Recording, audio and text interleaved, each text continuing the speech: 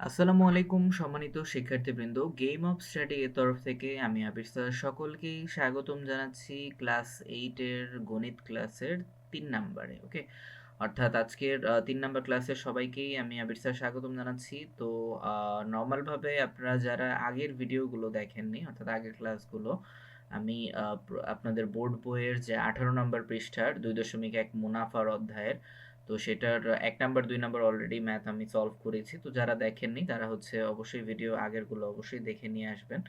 ওকে, তাহলে আশা করি অঙ্কগুলো পার্ট বাই পার্ট আকারে যেহেতু সাজানো আছে, তো সেগুলো আপনার সিরিয়াল বাই দেখলে এটা আপনার বুঝতে একটু সুবিধা হবে। ঠিক আছে, কারণ ম্যাথগুলো এক একটা আরেকটার সাথে কিন্তু রিলেটেড। ওকে, বিশেষ করে 1 নাম্বার এবং 2 নাম্বার ম্যাথটাও অনেক বেশি গুরুত্বপূর্ণ আপনাদের জন্য। হুম, আচ্ছা, তো আজকের ক্লাসে হচ্ছে আমরা আপনাদের বইয়ের যে 3 নাম্বার যে ম্যাথটা আছে সেইটা নিয়ে একটু আলোচনা করব। 3 নাম্বার ম্যাথ যেটা অনেকের হচ্ছে এই ম্যাথটা অনেকের প্রবলেম হইতে পারে। তো অনেক স্টুডেন্ট আমাকে বলেছিল। তো যাই হোক, ইভেন আমি নিজেও দেখি অনেকে এই ম্যাথটা অনেক প্রবলেম হয়। ঠিক আছে? তো যাই হোক, আশা করি এই ধরনের ম্যাথ আর প্রবলেম হবে না। ওকে, তো আমি একটু ট্রাই করব আজকে এইটার সলভের জন্য। ওকে, তো আমরা ফার্স্ট একটু পড়ে নিই। হ্যাঁ, কথা না বাড়িয়ে আমরা মেইন ক্লাসে কিন্তু আসতেছি। হ্যাঁ, তো 3 নাম্বার প্রশ্নতে বলা হচ্ছে যে 30 টাকায় 10টি দরে, আচ্ছা, 10টি দরে ও 15টি দরে, আচ্ছা, 15টি দরে সমান সংখ্যক কলা ক্রয় করে সবগুলো কলা 30 টাকায় 12টি দরে বিক্রয় করলে শতকরা কত টাকা লাভ বা ক্ষতি হবে? আচ্ছা, এই ম্যাথটা না বোঝার ম্যাক্সিমাম স্টুডেন্টের কারণ হচ্ছে, কারণ এখানে দর দুইটা ভাবে উল্লেখ করা হয়েছে। দুইটা ভাবে বলতে একই সাথে উল্লেখ করা হয়েছে, তো যার কারণে অনেক স্টুডেন্টের বুঝতে কিন্তু সমস্যা হয়। আচ্ছা, একটু বলে রাখি, নরমালি হচ্ছে আপনার দরটা শুরুর দিকে থাকে। ঠিক আছে, মানে 10 টাকা দরে এতগুলো করে, ঠিক আছে। আচ্ছা, তো এটা একটু বলে রাখি, এটা জাস্ট একটু ঘুরায় লেখা হয়েছে যে 30 টাকায় 10টি দরে এবং হচ্ছে 15টি দরে, মানে দরে বলতে এখানে 10টি করে, ঠিক আছে, 10টি করে বোঝাইছে এখানে। হ্যাঁ, মানে অ্যামাউন্ট এখানে বোঝানো হচ্ছে বা সংখ্যা, মানে কি পরিমাণ আসলে কলা ক্রয় করা হয়েছে সেটা। ওকে, আচ্ছা, যেমন এই যে এখানে দেখতেই পেতেছেন পরবর্তী যে ইয়াটাতে সেটা বলা হচ্ছে যে এই লাইনে যে 30 টাকায় 12টি দরে বিক্রয় করলে। ঠিক আছে, ওকে, আচ্ছা, যাই হোক, অর্থাৎ 30 টাকায় যদি 12টি করে বিক্রয় করে তাহলে শতকরা কত টাকা লাভ ক্ষতি কিন্তু হবে। তো এই অঙ্কটা মূলত 1 আর 2 এর মতোই, তবে হ্যাঁ, এই অঙ্কটা একটু ডিফারেন্ট আছে অন্য বাকি যে 1 নাম্বার 2 নাম্বার ম্যাথ যেটা আমি সলভ করেছিলাম সেটা থেকে। চিন্তার কোনো কারণ নেই, কিভাবে এই টাইপের ম্যাথ একটু সলভ করবেন চলুন দেখে নেওয়া যাক। তো আশা করি এগুলো ম্যাথ আশা করি পরে আর সমস্যা হবে না আপনাদের। হ্যাঁ, তো কয়েকবার প্র্যাকটিস করলে ইনশাল্লাহ হয়ে যাবে। তো আমরা ফার্স্টে একটু এইটা বের করি যে এই যে 30 টাকায় 10টি দর এবং 15টি দরে যে সমান সংখ্যক কলা যে ক্রয় করলো। ঠিক আছে, আগে এই ঝামেলাটা ক্লিয়ার করি, তাহলে পরবর্তী ইয়াটা অলরেডি আমাদের হয়ে যাবে। ঠিক আছে, যে শতকরা যে আমাদের লাভ ক্ষতি কত হয়েছে, অর্থাৎ কলা ক্রয় মূল্য বিক্রয় মূল্য আনুমানিক একটা সংখ্যা দিয়ে দেওয়া আছে। তো সিম্পল ভাবে আগে আমাদের বের করে নিতে হবে আগে। ঠিক আছে, তো আনুমানিক কত টাকা মূলত। হ্যাঁ, আচ্ছা, তো সিম্পল ভাবে আমরা ভাগ করলে বের হয়ে যাবে। তো আসেন আমরা দেখে নেওয়া যাক তো আমরা কিভাবে এটা সলভ করতে পারি। তো অধ্যায় 3 এর সলিউশনে চলে যাচ্ছি। ওকে, তো অধ্যায় 3 এই হচ্ছে আমাদের সমাধান। তো এখানে বলা হচ্ছে যে সিম্পল ভাবে আমরা এখানে যেহেতু সহজ ভাষায় শুরুর দিকে এখানে ক্রয় মূল্য অলরেডি দেওয়াই আছে, ক্রয় মূল্য 30 টাকায়। তো আমরা আগে ক্রয় মূল্যর যে এক্সাক্ট যে রেট সেটা কিন্তু আমরা বের করি। ঠিক আছে, অর্থাৎ একটা কলার মূলত দাম কত সেটা মূলত জানলে আমরা আমাদের জন্য বের করাটা অনেক ইজি হবে, শতকরাটা। ঠিক আছে, ওকে, তো একটা কলা আমাদের যদি বের করা, যদি আমরা করতে হয় তাহলে দেখেন 10টি দরে হচ্ছে 30 টাকায়। ওকে, আচ্ছা, তার মানে হচ্ছে 10টি কলা হচ্ছে কিনতে লাগবে আমাদের কত, 30 টাকা লাগবে। ঠিক আছে, এখন সিম্পল ভাবে তাহলে একটি কলার দাম তাহলে কত, তাহলে 30কে সিম্পল ভাবে 10 দ্বারা ভাগ করলে, আচ্ছা, আমি ভাগ চিহ্ন এভাবে দিয়েছি, আপনারা হচ্ছে চাইলে যদি এভাবেও যদি দেন তাও সমস্যা নেই, ওই একই। ওকে, তো যাই হোক, এটাও আশা করি আপনারা আশা করি এটাও বুঝবেন, ওই একই বিষয়।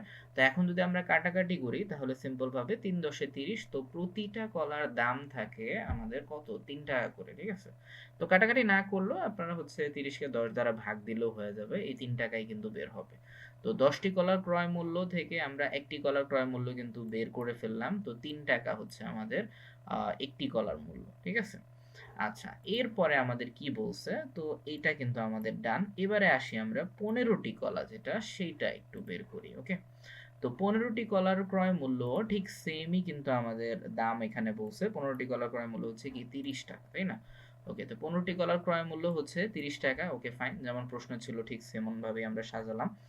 ওকে, তো যেহেতু আমাদের দুই টাইপের কলার আর কি বলছে, তো এই জন্য আমরা একটা 10টি একটু একটা 15টি, তো এটার জন্য ভাগ ভাগ করে করা হয়েছে। ঠিক আছে, তো আপনিও ঠিক সেম ভাবে করার চেষ্টা করবেন, তাহলে আশা করি বুঝতে অনেক সুবিধা হবে।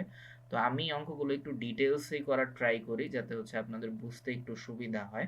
ঠিক আছে, আর একবার বোঝার পরে আপনি চাইলে শর্টকাটে একদম ইজি ভাবে করতে পারবেন। ওকে, আচ্ছা, এরপর একটি কলার ক্রয় মূল্য তাহলে কত হবে? ঠিক সেম আগের মতোই, 30 কে আপনার 15 দ্বারা যদি আমরা ভাগ করি তাহলে 15 দুগুণে 30 আসে। তো 2 টাকা করে পড়ে। ঠিক আছে? 10টি কলার ক্ষেত্রে আপনার 3 টাকা এবং 15টি কলার ক্ষেত্রে 2 টাকা করে পড়ে।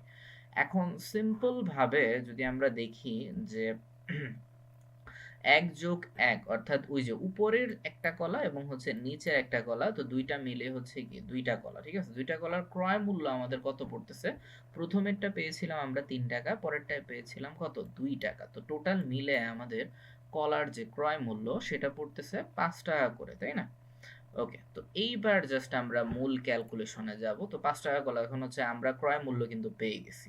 এখন জাস্ট আমাদের লাগতেছে যে এই যে 12টি দরে, যে 30 টাকায় যদি 12টি দরে বিক্রয় যদি করা হয়, তাহলে শতকরা কত টাকা লাভ বা ক্ষতি হবে। ওকে ফাইন, তো আমরা এটা একটু দেখে নিই। ওকে, তো যেহেতু আমাদের 12টি কলার কথা বলা হয়েছে, এই যে 12টি কলা 12টি কলা হচ্ছে 30 টাকা দরে। ঠিক আছে, সিম্পল ভাবে। ওকে, মানে 30 টাকায় আর কি। তো তাহলে এবার আমরা লিখতে পারি যে এবার এই যে 12টি কলার তাহলে বিক্রয় মূল্য যেটা, অর্থাৎ আমাদের এই যে এখানে বিক্রয় করলে কত শতকরা মুনাফা হবে, তাহলে বিক্রয় মূল্য কি কত? তাহলে টোটাল এখানে কত আসতেছে বিক্রয় মূল্য? তাহলে বিক্রয় মূল্য তাহলে এখানে 30 টাকা। 30 টাকা এখানে এই যে দেওয়াই আছে। ঠিক আছে, তো সিম্পল ভাবে প্রশ্ন দেখেই লিখে ফেলবেন। এরপর একটি কলার হচ্ছে তাহলে বিক্রয় মূল্য কত? ওই 6 আগের মতো করেই, যারা 1 2 এর সলিউশন দেখেছেন তারা ভালোভাবে বুঝবেন। 30/12 অ্যান্ড দেন হচ্ছে আমাদের তাহলে টোটাল আমাদের অ্যামাউন্ট ছিল কয়টা? দুইটা কলার অ্যামাউন্ট, তাই না? এই যে দুইটি কলার ক্রয় মূল্য। ঠিক আছে, তো দুইটি কলার তাহলে বিক্রয় মূল্য তাহলে কত হবে? তাহলে বিক্রয় মূল্য হবে 30 গুণ 2/12। এখন এটা চাইলে আপনারা অনেকভাবে কিন্তু কাটাকাটি করা যায়, তবে হ্যাঁ আমি কাটাকাটিটা কিভাবে করলাম একটু বুঝিয়ে দেই। যেমন হচ্ছে 12কে 6 দ্বারা আমি কাটছি, যে 6 দুগুণে 12 এজন্য 2, আর হচ্ছে 5 6 30, তো উপরে 5। ঠিক আছে, এখন আবার 2 আর 2 দুইটা এমনি কাটাকাটি যায়, 1 1 2, 2 1 2 সিম্পল ভাবে, আর উপরে শুধু 5 অবশিষ্ট থাকে, তো 5 হবে। ওকে, তো এখন দেখেন আমরা একটা বিষয় একটু বুঝে নিই, যে সিম্পল ভাবে আমাদের এখানে উপরেরটা একটা বিষয় খেয়াল করে দেখেন, যে দুইটি কলার ক্রয় মূল্য, একটা পেয়েছিলাম 3 টাকা এবং আরেকটা পেয়েছিলাম 2 টাকা। তো দুইটা মিলে আমাদের কত টাকা হয়েছিল ক্রয় মূল্য? 5 টাকা। এখন বিক্রয় মূল্য কিন্তু আমরা পাচ্ছি কত? 5 টাকা। তাহলে আমাদের অ্যান্সারটা কি হবে? অ্যান্সারে কিন্তু আমাদের বের করতে বলছিল এই যে কত টাকা, এই যে 12টি কলা যদি বিক্রয় করি তাহলে শতকরা কত টাকা লাভ বা ক্ষতি হবে, অর্থাৎ লাভ হইছে নাকি ক্ষতি হইছে, এটা কিন্তু আমাদের বের করতে বলছিল। তো এখন আমরা দেখতেছি যে ক্রয় মূল্য ওই 5 টাকা, তারপরে আবার কি বিক্রয় মূল্য ওই 5 টাকা, তাহলে আমাদের লাভও হয়নি ক্ষতিও হয়নি। ঠিক আছে, তার মানে কি, অর্থাৎ সহজ ভাষায় বলতে গেলে লাভ আমাদের কখন হয়? যখন আমরা যদি যেই টাকা দিয়ে কিনি সিম্পল ভাবে কোনো প্রোডাক্ট, তার চেয়ে যদি 1 টাকাও যদি বেশি দামে বিক্রি করি, বা যতটুকু পরিমাণ বেশি বিক্রি করব মূল্যটা, সেটাই তো আমাদের লাভ, তাই না? এখন এর চাইতে কম যদি বিক্রি করি তাহলে ক্ষতি। এখন সমানে সমান যদি বিক্রি করি তাহলে তো লাভ ক্ষতি কোনোটাই হবে না, তাই না? ঠিক সেম এই অঙ্কটার ক্ষেত্রেও, যে হচ্ছে আপনার যে টাকা দিয়ে, অর্থাৎ 5 টাকা দিয়ে ক্রয় করে কলাগুলো, 5 টাকা ক্রয় মূল্য ছিল হচ্ছে 5 টাকা।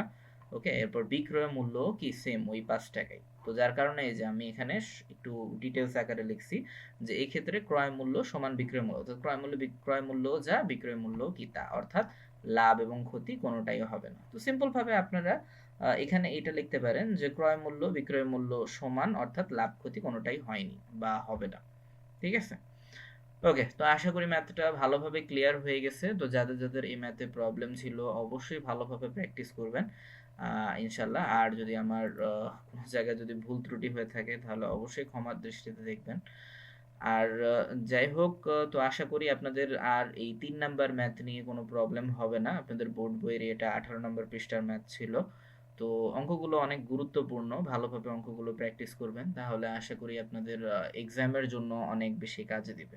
কারণ আপনাদের অধ্যায় ১ এর চাইতেও আমি অধ্যায় ১ এজন্যই বেশি একটা গুরুত্ব দেইনি। কারণ প্যাটার্ন থেকে তুলনামূলক সংখ্যা বা অঙ্ক একটু কম আসে। ঠিক আছে? ওকে। বাট হ্যাঁ, এই মুনাফার অধ্যায়টা অনেক গুরুত্বপূর্ণ। ২.১, ২.২ তো এটার জন্য মুনাফা থেকেই আমি তুলনামূলক বেশিরভাগ রেকমেন্ড করি। ওকে, প্যাটার্ন থেকেও করে বাট হ্যাঁ, আমি অনলাইনের জন্য যেটা খুবই গুরুত্বপূর্ণ আমি সেটা নিয়ে একটু আলোচনা করতে বেশি পছন্দ করি। ওকে, সো যাই হোক, ইনশাল্লাহ তো আজ তাহলে ৩ নাম্বার ক্লাস এখানেই শেষ হচ্ছে। ইনশাল্লাহ আমরা ৪ নাম্বার ক্লাসে আপনাদের বোর্ড বইয়ের যে ৪ নাম্বার যে ম্যাথ আছে এই ম্যাথটা হচ্ছে আমরা সলভ করার ট্রাই করব। ওকে, খুব ইজি আছে ম্যাথটা, তো চিন্তার কোনো কারণ নেই। তারপরে যদি কোনো স্টুডেন্টের বুঝতে যদি সমস্যা হয় বা যদি ভুলে যেয়ে থাকেন তাহলে অবশ্যই হচ্ছে ক্লাসগুলো মিস করবেন না। ওকে, সবগুলো ক্লাস আমাদের প্লেলিস্টেই কিন্তু আপলোড করে দেওয়া থাকবে, সিরিয়াল বাই সিরিয়াল পেয়ে যাবেন। ক্লাস 8 ম্যাথ সলভ এটার মধ্যে গেলেই পেয়ে যাবেন। ওকে, সো যাই হোক, ৪ নাম্বার ক্লাসের জন্য আমন্ত্রণ রইল। ততক্ষণ পর্যন্ত আল্লাহ হাফেজ সবাইকে।